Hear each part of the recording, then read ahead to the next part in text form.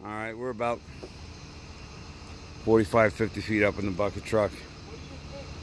Got this limb here, this walnut limb. The client talking to me. You see, this is a stress fracture. And so what happened is, oh, there's a spotted lanternfly, you know, now.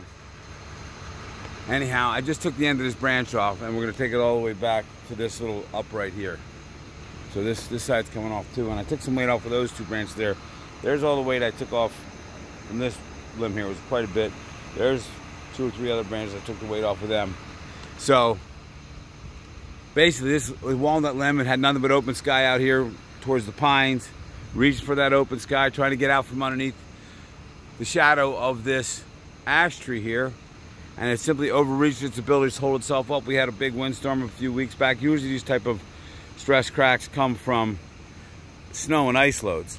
But basically, one of the ways I like to look at it, it has to do with compression and tension again.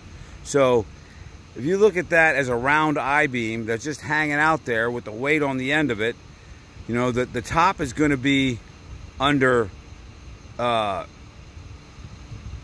tension, and the bottom is going to be under compression, the lower part of that I-beam. So it's the same thing here. And so what happens is those fibers just split. One's pushing one way, one's pushing the other, and it just split, but it didn't have enough to take the whole branch out.